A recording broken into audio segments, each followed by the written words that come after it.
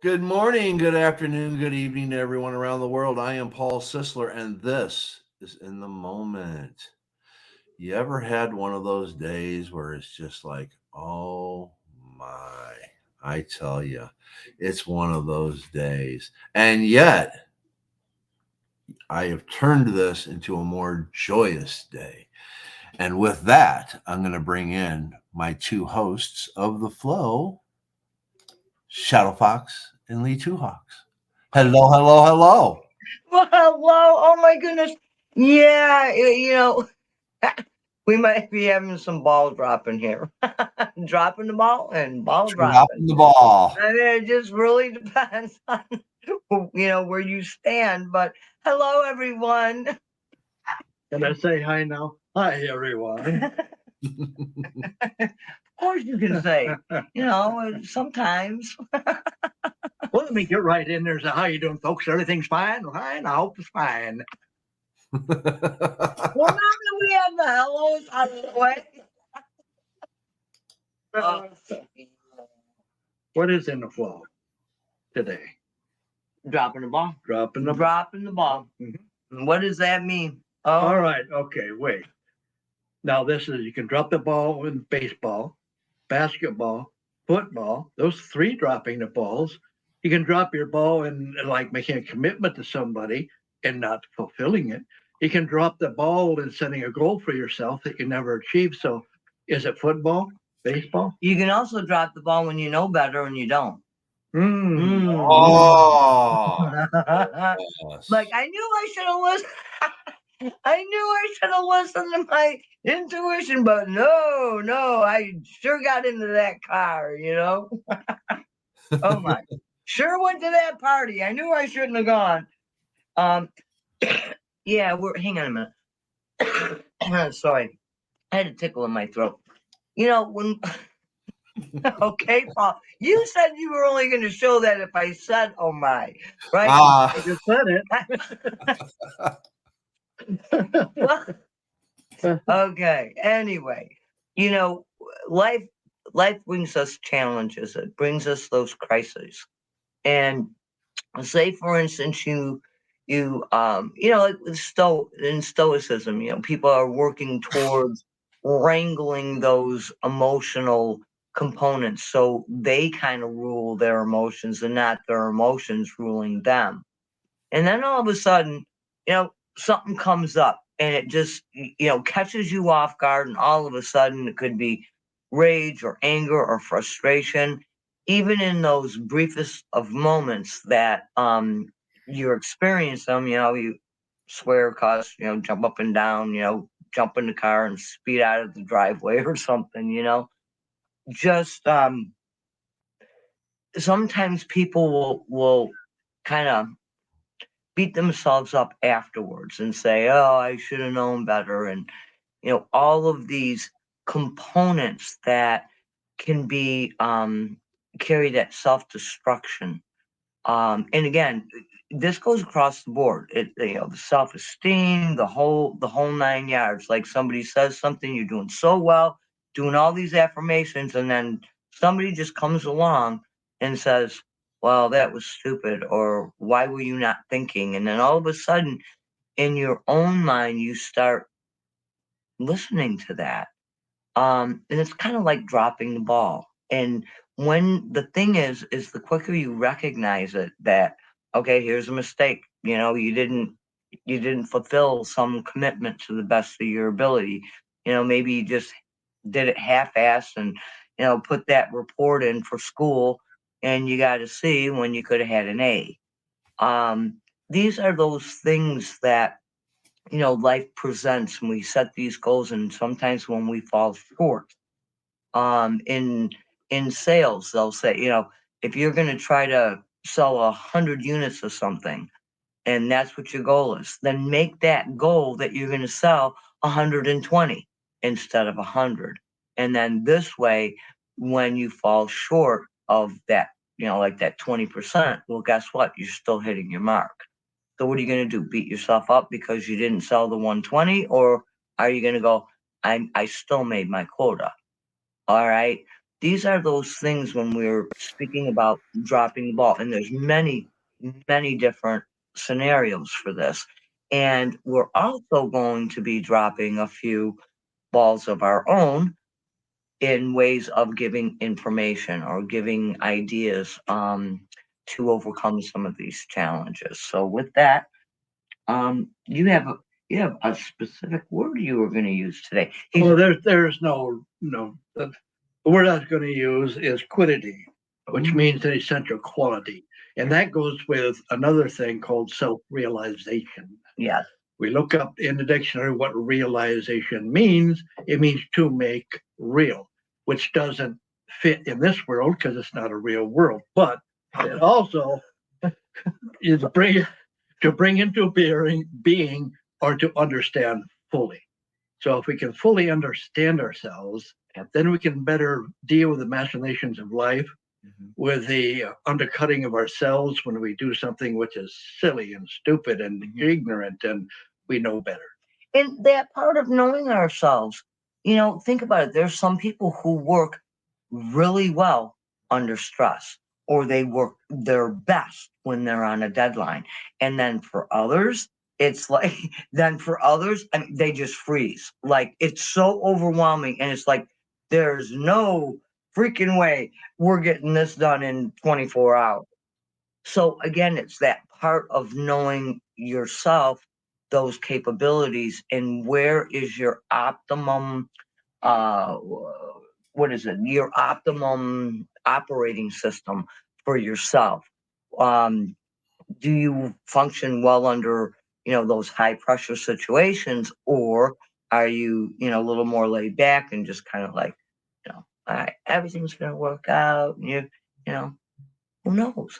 Whatever you have come to know about yourself. And then sometimes it's kind of neat to challenge yourself in that. Like, I may not specifically have a realized deadline for something. Like, I have no boss. Well, save him. No, I have no boss to sit there and say, okay, well, you have to get this completed, blah, blah, blah, blah, blah, at such a time. But yeah, within my inner drive, I know that I personally work better. So, okay, well, I'll have this done in 2 weeks. And so then, therefore, I take it a bit by bit and, break that apart and get it done. Like dusting. That's like, dusting for me is, I, I mean, I don't hate anything, but I refrain from doing it. Okay. And so it's like, Lee comes along and he's like, we have an inch of dirt, an inch of dust. I think it's time. Let's vacuum. Okay, we'll get the vacuum out.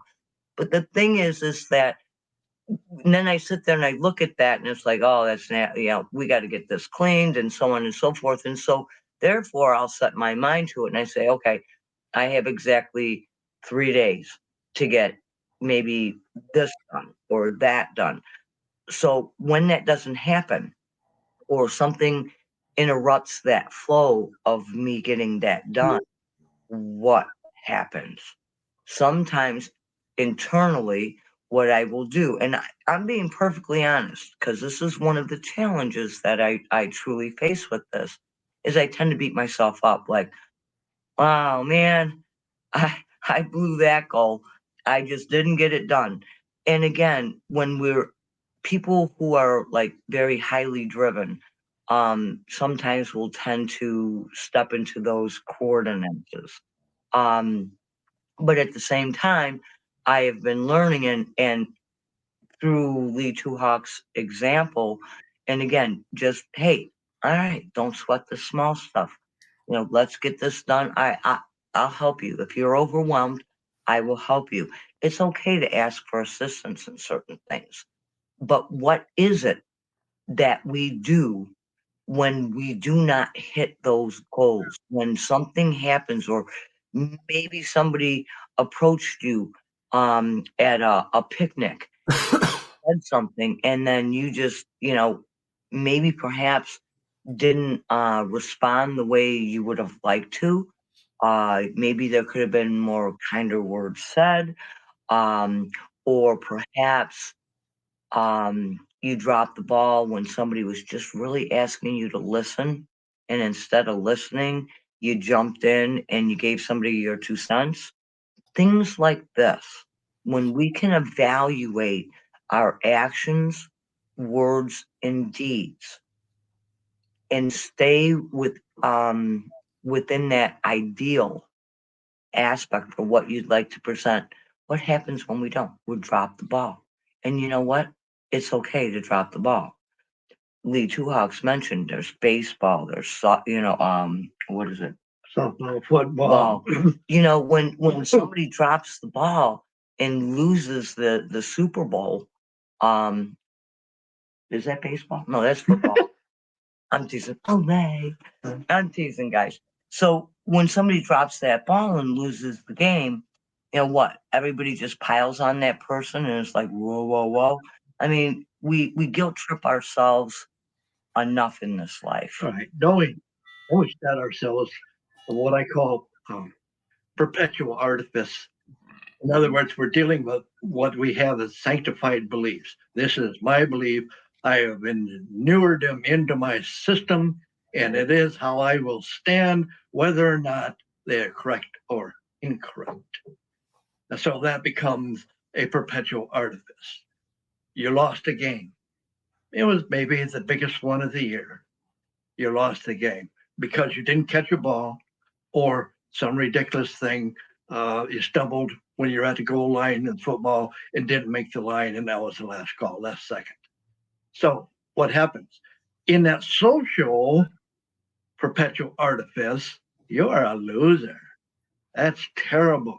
You shouldn't make $10 million a year. How could you? Yeah. And then everybody adds to that. Mhm. And like I said, then you start tending to listen to it. I mean, even when people who play golf, it's one of those little head trips. You get in there, you're in that flow, you're in that rhythm, and boy, those balls are hitting great. Then all of a sudden you hit one and it's horrific. And it's like, okay, then you hit another one and it's even worse than that. How do you get that back? How do you step back into that zone? So the guy carrying your clubs comes up, taps you on the arm, says, "It's okay. Let's do it right this time. You'll be all right." And seriously, in many aspects, that's what Lee does quite often for me, to me, and for me. And I'm being very serious. There's a lot of times he's like, "Hey, man, just don't sweat the small stuff." And it's like, again, when you're highly driven, and I took some very, indiscriminate stuff talking about dusting a house, like big freaking deal, right? Really big freaking deal. But when it comes to those things that can be life changing, those decisions, I know in our own personal life, we will discuss, you know, what's going on, what is what would be the possible outcome if we chose this, if we make that plan, and then we will definitely choose together. And usually he has the 51%. Well, yeah, that's accurate, but I don't use it much. Nope. I mean, I don't want to shut her off of her opinion or desire or intent, but I would like to understand it, which is why we discuss things. Why do you feel this way? Yep. Why do you believe this way, that this would be the best road to take or the best move to work on? And there's no reason for me to sit there and shut her down. Right. It's just not right. And then there's times where decisions have to be made like that. Well, yes. And then it's like, well, guess what? I dropped the ball on that one, and it's like, okay, so then what? Is he gonna like beat me up because I, made a mistake? Quite honestly, I will tell you, in my life, I have made more mistakes than I have ever gotten right. But each and every one of those have taught me a valuable lesson. And, beating ourselves up or blaming others or infringing your will upon another simply because you think you can. I mean, are those really great options, guys? I mean, isn't that what humanity in and of itself as a whole is doing to each other as brothers and sisters? Think about it. Nope, can't read this book. We're going to ban it because I chose. Really? Really? So go ahead. I Oh, guess. well, no, it's just that when we use words, which are artifice, which are symbols for either feelings or ideals, or trying to transmit something to another person or another group of people, what we often run into, again, is perceptual limitation on the part of the listener as well as the speaker. And unless those enmesh with each other, unless they actually have a frequency and the vibration that is in tune one with the other. And with a group, it's a little different. You're dealing with a group of people. Obviously, that's a definition of a group. But so, Oh my! Come on, Paul, you're slipping. You're slipping, Oh Paul. my! Okay. See, I think it doesn't pop it up. Yeah. So again, if we can understand also that everything, including language or objects, especially, or people, especially, is self-existent. We are, everything is a being. We can say it's a cloudy day when the sun is shining. That doesn't affect the sun. It doesn't affect whether it's a sunny day or not. It's our perceptual bias because we're depressed. Things aren't going our way or something like that. So we use these adjective terms to define something which is a bias within our own system. It's like, say, I know a gentleman who was in state care most of his childhood, moved from this place to that place, set in different homes. And a lot of places that gentleman was set in had rather large, rotund women who were abusive. Therefore, when that gentleman got into 20s or something like that, every large woman, due to his perceptual bias,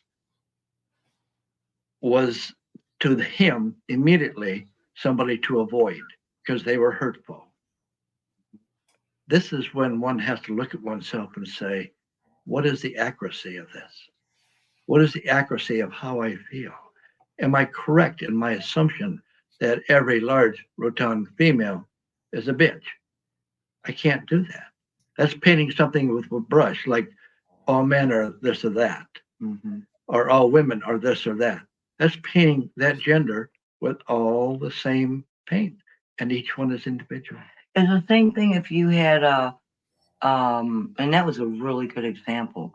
Another one would be in having a relationship with a person, and say that person violated your boundaries, such as, cheating or whatever. And there's relationships where that's, just isn't applicable. So if this happens, what is it? Just because you have had an experience with someone who was not trustworthy or faithful or loyal or whatever, you deem of of a way of expressing that, what, every other person that comes into your presence or your relationship or anything is going to do the same? Why would you set that up or set those hurdles up that another individual would have to overcome?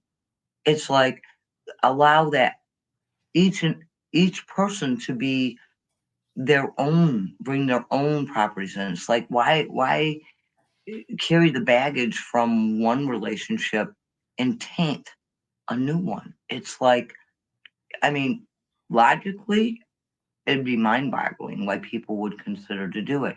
Yet they do it, and I don't necessarily think that many people are aware that they are doing it. And then they struggle and strife and all the pain and the suffering. And guess what? These are all of human constructs, all of the emotional baggage that humanity presents forward. I mean, that love, I mean, when you really think about it, how much focus does humanity give to the horrific horrors of life? Jealousy, anger, war, all of this. And if we were, in the briefest of moments, to hold that energy of love, of honor, respect, of vitality, virtues, integrity, and focused on that, oh, this world would be so much different. I think one of the things that really helps an interrelationship with another human being over time, especially as in a mate or something of that ilk, or brother, sister, mother, father, etc. What really does that is to maintain the civilities. Open the door, say, would you please? Thank you for this. I've got to open this dang bottle for you. I just don't like it. I did. I got myself squirted. All right. Yes, you did. I couldn't get it because my fingers. Sorry, guys. I should have thought. See, I should have thought of opening this bottle before we started, but I didn't. But see, that's where the Army teaches you be prepared. Yes. Walk into any situation, think about that situation before you get there. Okay, I'm going to go talk to my ex, and I know she or he is upset over this or that. So this may be something that I've got to just be careful. Walk quietly. Or if you really want to express yourself, I'm going to yell and scream just as much as that person yells and screams at me, which is what? Quid pro quo, right? You're going to do this to me, I'm going to do this to you. Yeah, I'm miserable, so I'm going to make your life miserable. I don't understand. That's ignorance. It truly is. That's not self-realization. That's not understanding fully who you are as an entity here on this earth plane with that great gift that we call life, in which we ignore the fact that it is a gift. And what our living mishaps is we create the discord. We drop the ball. We drop the ball. So when dropping the ball, does it go straight down, go thud? Or does it roll someplace where you can't find it? And then you're uneasy because you can't bring it to resolution. And you know what? It doesn't matter. Even if you are the ball, it doesn't matter how far you fall. What is to be remembered is how high you bounce. Oh my. So who has the greatest vision? The person standing on top of the mountain that got there by helicopter, or the person who is rock climbing to get there on its own energy as a goal for themselves that they would see as an accomplishment? So who, once that person gets to the top, has the greater vision? Is that kind of like the turtle and the rabbit? No. Oh. No. Sure it is. The rabbit will be the one in the helicopter. What you want? Really? Okay, just because it has big ears, they don't go. Doesn't mean it's a helicopter. Because the helicopter got the person on top of the mountain like so quick, And the tortoise and the tortoise like had its natural rhythm. Mhm. Again, we're back to rhythm, which we've talked about before. Go ahead. No, hey, Paul, we've been chatting here. I know you got something to say. I can tell you're like taking notes and like, okay. And no, I will not come over to your house and dust it. Sorry. No, that's all right. That's all right. I do that. I do that. No, it's when I wrote the description of this show, Dropping the Ball, the one thing that I put in there is that we were going to discuss stepping into the position of observer. Yeah.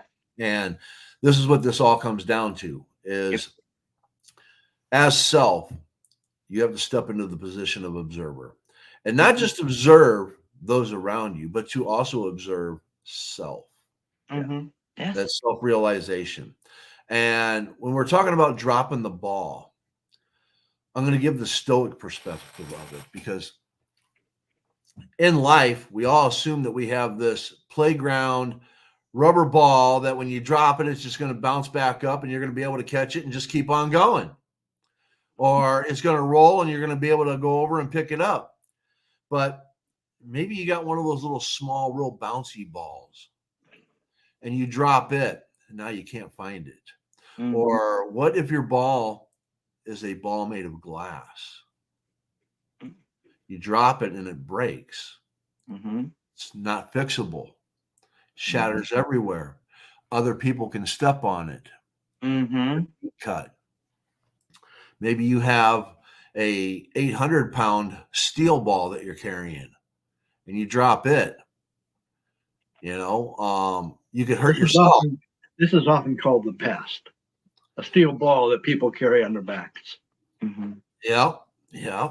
So whatever ball it is that you're carrying at the moment, in that moment, you need to step back into the position of observer. You need to figure out why you're carrying that ball. Is it something that you want to carry? Do you need to carry it? And if you have to carry it, Mm-hmm. what's the end goal with it? Where do you get to set this ball down? Not drop it, but where do you get to set it down? Yep. And then after you set it down, what's the next ball you're going to pick up? Because we're all carrying a ball of some sort at all times. We're all playing with our ball. I'm sorry. I couldn't refuse. I'm sorry. I know a guy named Harry that did that a lot. Okay. Remember now, this is a family-friendly show. Okay. In response to that, I know you're not finished. That just means if you thought something else, then your mind was in the gutter. I know you're not finished, but just let me throw. I believe probably 80% of the world, of people in the world, have what's called a social response to the collective ego. Yes. In other words, they color themselves with how they should appear. Yep. They function as a tool of their environment instead of finding, again, that key word, self-realization. Right. And that's where the observer comes in. You cannot observe unless you understand yourself. Otherwise, that observation is going to be colored by the artifice of your own limitations. Right. Where I was going with it is when you're carrying that ball, because everybody's carrying one, you have to know self, because sometimes the ball you're carrying might invoke anger, might invoke frustration. Yeah. So you have to know the ball that you're carrying when you pick it up and you're going to carry it. And sometimes you might be juggling 2, 3, 4, 5 different balls. You have to know what each one is. You have to know what your skill level is. You have to know what your talent is. You have to know all these different things. And if you're going to juggle a ball that's going to invoke anger, maybe you should set that one down and set it aside. Step back and observe a little bit until you're able to carry that ball. Because if you're going to react with anger, you're going to react due to that frustration, that rage. That ball that you're carrying is probably glass. Mm-hmm. Okay. Yeah. And here I'd like to respond that the biggest ball we have is the earth. That which we walk upon, that which we dynamite the rocks and the land and plow it up and dig it up. So what kind of a response is the earth going to give? Because it has to have a certain balance, a certain frequency. And when it is disturbed by human discord, human rage, human all the war, whatever you wish to call it, that are things that are out of balance. Yeah. The earth has to really work to pull itself back into balance. The earth is the ultimate observer. Yeah. And when we take a look, and Paul, you made some, really great, brought some great information forward, because when we are looking and say, we know we're going to be, there's anger, there's something that has to be addressed. And, it just hits those hot buttons, and boy, oh boy, you just have to, shout to the rooftop. If we can take a look and figure out why this is irritating, why would I be becoming angry at this? Okay, it was take jealousy for instance. you know, there's that part of jealousy that can get so out there, and it feeds and feeds and feeds. And so the moment you step into it, you're in it. And it tends to take on a life of its own. And so therefore, accusatory remarks come forward, tempers get raised, and half the time it's only because it's a play on your own mind, of what's going on. And if it were the case, and there was something to truly be jealous over, then take a look. Why? Why would you, if that's not the energy or the optimum end result that you would like, why would you ever focus on it? Why? And here's a point, and it's really relevant to like what's going on today around the world.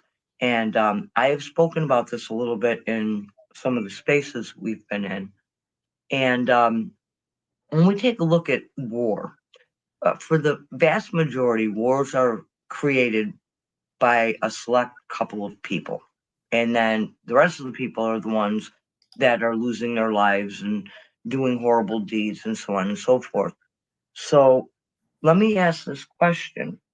If war is not something we are truly seeking, and I'm not looking at, okay, people are going to be invested in this and they're going to make tons and tons and millions and thousands of millions and trillions of dollars when people go to war. What I'm speaking about is the energy thereof, all the way across the board. Why, oh, why would people focus on that horrific it is selfishness, plain and simple.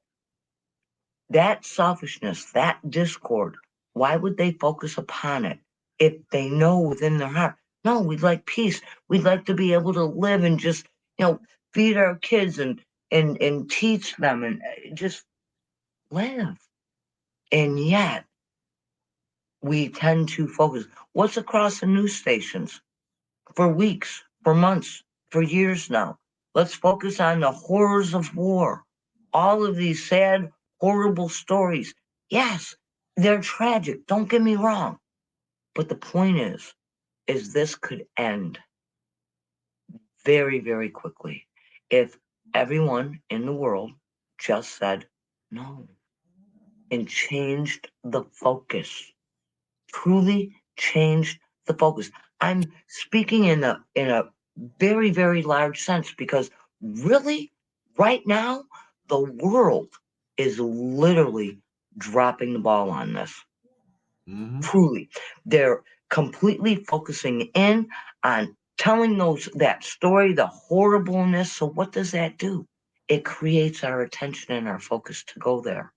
And so whatever our focus and our attention is upon, we will have more of that. We will see more of it. Why? Where is the logic in that, Paul? Where? Where is there even reason within it? If there's something that is presenting that is discordant, is horrific, why would you focus on it? Why would you create it and solidify it as a boulder, as a rock that is like immovable? Why? There are ways around this and ways of giving beautiful energy to dismantle all that hatred. Even if you just think about like, oh God, the hatred, the friction, the nastiness that is in the atmosphere over there. Wow. It's mind-boggling. I think we have to remember or recall the old adage, thoughts are things, thoughts are energy. Yep. Therefore, the longer your thinking dwells, whether it be on the tragedies happening overseas and here in our own country, and maybe on anger or maybe on revenge or anything that ilk, you are giving more energy to that thought. You are building what is called a thought form, which has a power of its own. And that becomes part of the collective ego, what we just spoke of. Yes. Oh, Paul, can you read some of the comments? I know Diana was saying something, and Yep. yeah. I've Go to the next one. Go up one. Up the other way. that Yep. one. Yeah. And then read down. Yep. Okay. I feel that today I am dropping the ball for myself. I've not journeyed within yet. I haven't rooted myself in spirit yet, and my human is able to kick up very easily right now. Yep. Anchoring in spirit puts me in the observer position, which leads to self control of the outer self and its responses to the world. Yes. Absolutely. Absolutely. 100%. What's the next one? Or isn't there? Why, oh, why? Not my, oh, my. You know, Exactly. all the things that are going on in the world, all right? When, And the world's dropping the ball, guys. I'm just saying. The yes, people of the world. Yeah, the people of the world. Yep. there are people like myself who is hoping for love, putting the love out there, wanting nothing but love and kindness. There are other people out there that do not put value to life. Yep. And when you take away the value to life, then you can do anything that is horrendous without remorse. Yeah. All right. That is somebody that is so disconnected from the essence of who and what they are. They are so disconnected because if they were to allow that connection and were to feel again, none of these things in the world would be happening. You have to be so disconnected to be able to do the things that are going on in this world. And the power that we have is putting that energy out there and building that energy. And hopefully we can reach people that'll also start to see it and feel it, and we'll build it. And all we can do is keep carrying the ball because we're not the ones dropping it. As long as we're not passing it. And sometimes we have to. Sometimes. Sometimes it becomes so heavy that we just can't do it anymore. Well, we And can't sometimes always. we have to pass it. But the thing of it is when you become tired, that gives you a chance once you pass it to replenish so that you can pick it up again. Yeah. And again, it just depends on what position you're actually looking at. Because, okay, another terminology is passing the buck. Okay. So when, is there comes a point where each of us has to take accountability for our own thoughts, our own actions, and our own deeds across the board. We have to become accountable and say, you know what? Yes, I did this. And it's recognizing, okay, hey, we may drop the ball, but it's what do we do with it from this point forward? If we make those mistakes, we're not, hey, if somebody is practicing not allowing their emotions to run their life and then they have, an unguarded moment and then there's an outburst, for instance, how is that being served? Was it serving self-serving? That self comes first, that's that selfishness. That's where all discord stems from. That's where all limitations, all anger, frustrations, irritants, it all stems from the selfishness of a human. And this is where, I mean, everything from, just being frustrated to the woes of war. That's what it comes down to. And we can clear these energies. We can clear those thoughts so that people are not constantly, like you said, with the glass. You drop that glass ball, that marble, and it shatters. Guess what? Somebody who's ever walking by may step on that and be harmed from it. It's the same principle with all this horrific discordant energy. And I know we've been speaking about on these things in various ways for a while. And I think it's just to give people an opportunity to be able, if they take something we say to heart and maybe just try it on for size and try it and see how it works in their life. This is why we're here. We don't have every single answer for every single scenario, but you know what? We could find the answer very easily. And being the observer, Yes. it brings us closer to quiddity. I love using that word. Uh-huh. Me, which is, the essential quality. The quality of what? Of our own beingness, our own actions, our own thoughts, our own deeds. And the key word is essential. What is truly essential? Is it getting revenge? No. That's a qualifier that limits us. That limits us in our ability to expand. What it does, in fact, is shrink our energy. Yes. Shrink and limit that ability to expand. Therefore, you're caught in a network of forever being in that mold. So the one ball we cannot drop is one that we are accountable for ourselves. That we have to take care of. Yes. Exactly. And when we speak about light workers and energy workers and all of this, and I will say, each and every one of all of us, it is the light, nothing else.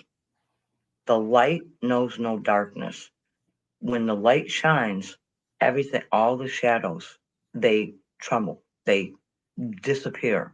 So if we are looking at creating something, if we are looking at altering or changing something, even something within ourselves, something where, to remove that guilt or that shame or all of those things, because perhaps you did drop the ball, that forgiveness, the light, it is always that we can always purify our thoughts going forward. We can always call upon that light of cleansing, of purifying, and there is perfection. I've heard so many people speak. There's nothing. Nobody's perfect. Nobody's this. And I would say to them, yeah, because that's how you're speaking. There is no perfection, but in the etheric realms, in our very own atoms of our own spirit, our own I am presence, it is nothing but perfection. And so when we have these thoughts, when we have these random ass little things, everything from trauma and drama and the woe is me and all of that, that's not of the light. It isn't. It's not of love. And so therefore, if we're looking at making changes, if we're looking, even the crust, even the atmosphere, the atmosphere around the earth and within its crust carries all this energy from all of our random ass thinking. We can clean that up. This is what is being asked for eons. People, clean up your garbage, clean up your mess, and just create that of where your body, your energy, start there. Purify that. Allow your light to radiate outward. We said we were going to give a few things coming forward in how to, everybody drops the ball at some point in time. And we should, so that we can learn. Correct. If we've never made a mistake, we're not learning. We're stagnant. We're stale, right? So therefore, it is those properties of the light. It is I so wish I could really, really speak the way I would like to speak on this. And if you don't know, or if you can't imagine what light might be, the way I found out, and it's only a personal experience, was listening to Strauss's Blue Danube. listening to the Eroica, Mm-hmm. number 3 on Beethoven, listening to every Renaissance composer I could think on and on up, and the painters and the sculptures and the beautiful artwork. Those are part of the light. The things that give us majesty, the sense of fullness, the sense of beauty, the sense of gratitude for all that is. There are things that can do that. And in that gratitude, we are enmeshing ourselves in a large web of divinity. Mm-hmm. And when we get to that point, we're more than an observer. In fact, we are the activist, but we are the activist of purity and of perfection. No, we cannot have perfection as a physical being, as a spiritual being. Yes, that we have to make that delineation. Yes. And when we get to that point within that spirit for which he speaks about, and we give more acknowledgement, when we fully step into that presence, like Diana was saying, she hadn't grounded yet. She hadn't, called that in. When we do that, when we recognize that light within, we call it into us. Guess what? We radiate that outwards. We shine more brightly. That is the light. It's like when people, you say namaste, that is, I just tingle, because it is where I see and I recognize that sacredness of you. I can see it. I can feel it. I can tell when, people come into my vicinity, or if I'm thinking of someone and I step into that realm, that sphere of them, I can tell immediately, oh, this is I can tell where their thoughts are, because it's like they just radiate out this emotional component that is so easily recognized. I mean, Paul, a universal language is a smile. A universal language is music. Yes. There are no words, that you just recognize. Also, tears are also universal. Doesn't matter if you speak a language or not. These are things that we as humans will recognize and identify immediately. And we all, each and every one of us at our deepest core, recognize and long for that freedom.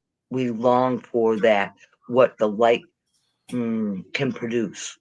Okay. And people will call them miracles. Well, yeah, okay. If miracles, the terminology works for you, but the miracles in and of themselves are nothing more than stepping in to that radiance of the flow of the energy of those laws that are doing nothing but taking action for that request. When I hear the term miracles, I think of mirrors because of the MIF in both terms. It's the way I make connections like that. But in that, what we are seeing in a miracle is ourselves at our best. Yep. Having a knowledge of force and energy and how to work with it in a good manner. One of all the dialogue in Avatar 1, that I recall is, I see you. Mm-hmm. You see me. Yep. And understanding what see really, really means. Okay. I know Diana was saying something in here, and I'm trying. Yep. She says, I cannot accept that perfection in the physical is impossible. I must believe it is, in fact, possible to reach perfection, even as a human, so that I constantly maintain it as my focus and ascend. Yes. And there are people who choose to say, no, there is no such thing as perfection. But there is. And for them, they would be extremely accurate, because if you can't acknowledge it, how can you become it? So in what Diana has just said, she has acknowledged that is a possibility. And can she attain it? Absolutely, if she chooses to, because that perfection in that will only come through purifying. But if that should happen, if she's able to, she is no longer a human. She Yep. is a spiritual entity. There's where the distinction is made. Yep. Yes. The You know, body would become so self-luminous that, yeah. see, I see things differently. I am perfect Mm-hmm. because I'm flawed. No, seriously. I get I, you. I I learn from dropping the ball. Yep. That's what makes me perfect. I learn. Yeah. Without that perfection, Yep. I wouldn't be able to learn. Mm-hmm. What So you have is the idea or the ideal Yep. of perfection that you're reaching towards. So you're using these tools of failure in order to understand and better reach that perfection you have idealized. which works perfectly, and that's why I'm Yep. perfect, you know. There you go. And here's what I want to point out and all that, you know. The biggest problem that I see with most people is that they want to control others, Mhm. but yet they can't control self. Exactly. And with that, That's the biggest red flag and the biggest key period, Paul. yes, and with that, they don't have the comprehension of the disservice that they are doing to themselves. You know, they don't recognize that disservice. Yep. You know, I can remember a few years back, I was in a grocery store up in Northern California. It was the holiday season, and this lady had wished me Merry Christmas, and I responded with Happy Holidays. And she goes, "Oh, you're one of those." And I go, "One of those what?" And she goes, "You won't say Merry Christmas." Well, Merry Christmas. Yeah. And she goes, "But you don't mean it." And I go, "No, no, I do mean it. You know, I now that I know that this is your faith and this is your belief, Merry Christmas." Yeah. And I'm sitting there and I'm, just waiting for a few moments. And she goes about her stuff and all that and gives me one of those little tisk tisk looks and everything. And I go, Judgment. so are you unable to say happy holidays? And she's just like, "Well, why would I?" I go, "Because there's more than one holiday. And I've observed yours in kindness, and you refuse to acknowledge that I might have a belief or a faith or something, Yeah. And she's just like, "Well, I don't understand why you have to have your happy holidays." And I go, "Because there's people that have different beliefs than you. Yeah. And when I say happy holidays, I am saying Merry Christmas. Christmas, all of it. When I Yes. say happy holidays, I'm saying happy Hanukkah. Yeah. I'm saying happy holidays. Anybody that has a belief, I'm wishing them well. And that Yeah. includes you. Yeah. So I am Yeah. sincere in my thought process." And her response was, again, a negativity. She Yeah. wanted to control how I said things. Yeah. And Okay. here's a real good thing to just consider. Those who wish to control others cannot have no control over themselves. Those Correct. who have worked to control themselves would never, ever seek to control another individual. Exactly. That's Big, the point that I'm big getting to. different. That's the point I'm getting to. The one person in the world that you have absolute control over is self. Mhm. You can decide who you want to be and what you want to do. And if you can learn self and you can project self out there with love and with kindness, then you have no desire to control anyone else. Exactly. And if everybody, here's where I'm going with it. If everybody would just focus on controlling self Yes. and being the best self that they could be, there would never be a war. There would never be angry words. There would never be hatred. There would never be frustration. There would never be name calling. And people call me names all the time. And they're just like, how come you don't react to people that are calling you names? I used to get this when I'd run spaces on Twitter, which I'm no longer on. Whee! But anyways, people would be like, how can you tolerate when people are calling you names? And it's like, I used to hold the flashlight for my father, and he was a goddamn silent while I'm a Gen Xer. So there isn't anything you can say to me that's going to hurt my feelings. Yeah. But with that said, though, the bottom line is that when people are throwing words out there, if I accept those words as meaningful when they are of anger or of Yep. hatred, if I accept them as meaningful, then I start to lose myself. Yeah. But if I deflect those and don't accept them and move past them, and they have no bearing on me whatsoever, they become lost. Mm-hmm. Yeah. And again, this is where we have to, stand guard of those when people, and we had said in the very beginning how people will say something, it could be very derogatory or something like that, and it whittles away at that self-esteem if you allow it. And like what Paul said, this is where it's like, hey, and when we were children, we used to have a little saying, and it was, I'm rubber, you're glue, whatever you say bounces off me, sticks to you. I mean, eh, what you learn in kindergarten, can serve you for the rest of your life. It's just many of us as adults have forgotten what it is to play in the sandbox nicely. We have forgotten those beautiful little golden rules that we were taught in kindergarten. I mean, look what's going on with in the United States, like with the Senate.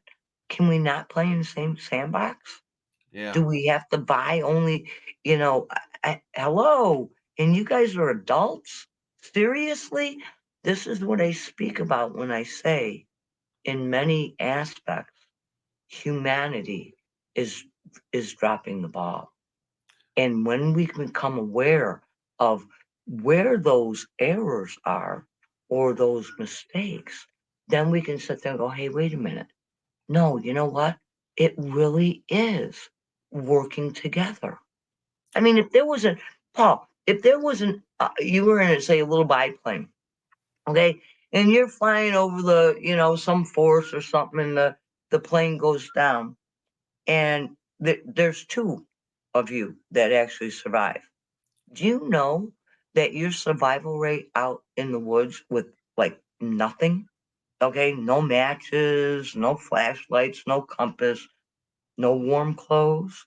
Do you know that your survival rate doubles by working together with another individual than you would if you were on your own? What does that tell you? Okay, I'm going to do this. This is what she does when she wants to get ahead. Okay. Okay, here I am. Whee! All right. If we understand air, every time you inhale, you are inhaling somebody's exhalation in Japan or some other Far Eastern country. It is the same air. It has been purified over time, yes, through rains, through certain mystical things that occur in clearing the air so we all don't choke on our own air vomit. So, in that, we have to understand that we are all one. Why? Because we're all breathing the same damn air. Mm-hmm. It is us exemplified. Yep. And Diana makes a very good statement. Yes, When, I want to jump in on that. I wanted to bring this up. I'll let you go, but I want to make a statement on this. What is your ideal of being? Mhm. Then, what steps do you take to become that? Yeah. So I'm going to present that then to you, Shadow Yeah. Fox. What is Well, your again, ideal we've of had being? Then what steps do you take to become that? Then I want Lee to answer that. Then I'm going to answer that, and that's going to be our show. okay, okay, that's fantastic because we've discussed this in the space last week. But the one that I was looking at where Diana says, "I am love." I evaluate everything against the love that Creator carries. This is where she creates her checks and balances. And in order to answer that question of what my ideal being is, that ideal being is that of purity, of that of grace, of that of a person that carries that light and compassion for her fellow human beings without judgment. And so, I mean, there's other explanations across the board, but I know my source. I know the power and standing within that power. I know my I am presence. Do you? Do we truly, truly know? Do we know how to activate it? Do we know how to bring it forward? Do we know how to release its radiance? Yeah, I do. And so, who is that? Do I take these actions every single day? Every single day, I clear energy wherever I go. Wherever I go, the energy that other humans have accumulated in this atmosphere. And so I do take those steps every single day. So wherever I walk, that energy is cleared until somebody else comes along and decides to start dumping there. But every single day, without fail, I know who I am. Beingness is basically what you might call the I am presence. But even at the I am presence, there's steps above that. Yes. But in our recognition of the term being, it is that capability of acting without judgment, without assessment, without qualification, without anything but knowing. And in that knowing is that great dimensional, universal, cosmic reception and absorption and exudation of that energy for all. That's being. Yes. My ideal of being is I am everything.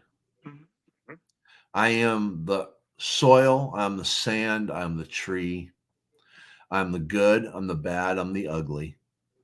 I'm the hateful, I'm the loving, I'm the anger, I'm the rage, I'm the kindness, I'm the tear, I'm the sadness. I am all of those things. I am every bit of all of them. I have a note on my desk and it says, I am the grateful eternity. The thing of it is being all of those things. I also have to understand what each of them are and what to do with them, how to utilize them. So, what steps do I take to become that? I don't have to take any steps to be my being. I already am. There are no steps to become that. I already am. So, no steps need to be taken. What I do is recognize what I am and know how to control it. Yes. Well, Paul, it's been asked, how do you love your neighbor? Love yourself. Well, the thing is when you become that being of love, the question becomes a mute point. Mm-hmm. Exactly. So Exactly. I just have to say one thing, Paul. Ready? Yeah, there you go. Yeah, just reading my mind. Yeah. Oh my. Yeah, I think we have the Journey Within Space today at 3:30 Eastern Standard Time on Twitter Spaces, and you never can tell. There may be a few oh my's in there. Oh my. All right, everyone. Thank you. Great show, Shadow Fox. Thank you for joining me. Great show, Lee Two Hawks. Thank you for joining me. I really enjoy doing this. And no, I don't miss Twitter. I don't miss Twitter. Well, I just have to say a very special thank you to this gentleman right here. Oh, Oh, But what I do miss are the people that I interacted with that yeah, were utilizing yes, Twitter. yes. That's Well, what I miss. We'll let everybody know you said hey. Yes, yes. Let them know that I love them, that, I encourage their comments. I encourage them to come on. And, some of them and all that, I'm even willing to give my number and email and have, further communications with. So, anyways. I am an instigator. I You really are. am. All right, everybody. Thank you. And remember, be kind, be happy, and may good things come your way. Thank you. oh. I hope. 1,